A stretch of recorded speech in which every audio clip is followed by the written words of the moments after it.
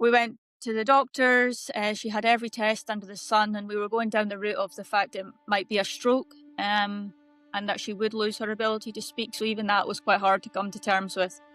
But I just remember them telling us, oh, it has to be bad, like it has to be bad for us to even pinpoint what this is.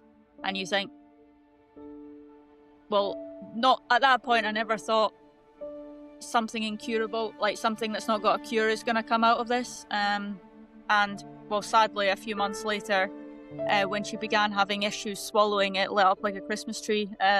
But it was MND. I was actually away at a tournament when my mum and dad found out, and they waited until I came home to tell me. And I just remember sitting in my living room and them telling me that, and the first thing I said was, "That's what Doddie had."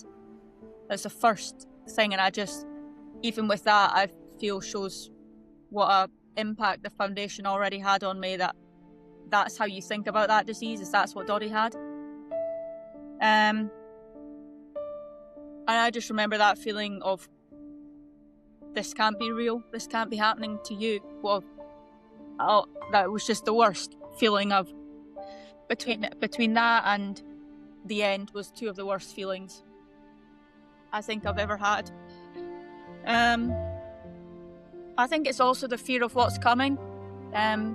You obviously don't know, everybody's journey is very different, but it's just knowing that there's no treatments and currently no cure for it. It's just the worst, absolute worst thing in the world. Absolutely, yeah. Can't imagine what that must be like. I mean, you speak to some people who are told that they have MND and they don't know what it is. Then, as you say, you hark back to Doddie Weir, and especially in Scotland, especially if you follow sport and you've seen what the foundation have done over the last few years, there is no escaping it. And I think probably for you this was the case as well. It's because you saw the decline in such a strong, towering character, full of life, such as Doddie, and you know, the images when we saw him on the pitch on his, you know, in his final encounter, and I guess because you can see the physical decline as much as anything else, although he was, you know, amazing right to the end. And for a child to know that your parent is going to go through that and not live must just be devastating.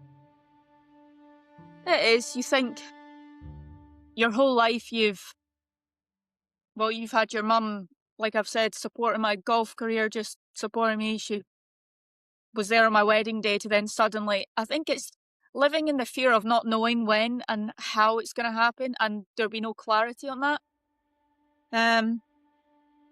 I think one of the hardest parts for me and my family was, you're grieving them while they're still here, because right now it is a death sentence, and don't know if it's going to be a year. You don't know, she could still be here in 10 years. I spoke to a gentleman a couple of weeks ago, and his wife's had it for 12 years. And you think, and I think as a family,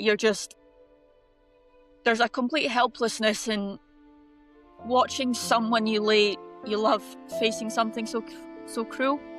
And you've basically got your hands tied behind your back. No matter how much you want to do, I want to fix it, you absolutely can't. And all you could do is try and make her life as easy as possible. But because my mum obviously lost her voice, I can't even begin to think what was going on in her head, that she just couldn't communicate with us and how she felt. And that's probably one of the most heartbreaking things about it. Yeah, it's just, I actually read a quote the other day that said, how privileged am I to have loved someone so deeply that my grief is this heavy? And I just think that's the most perfect way to sum this whole thing up about how I feel about what I've gone through. Yeah.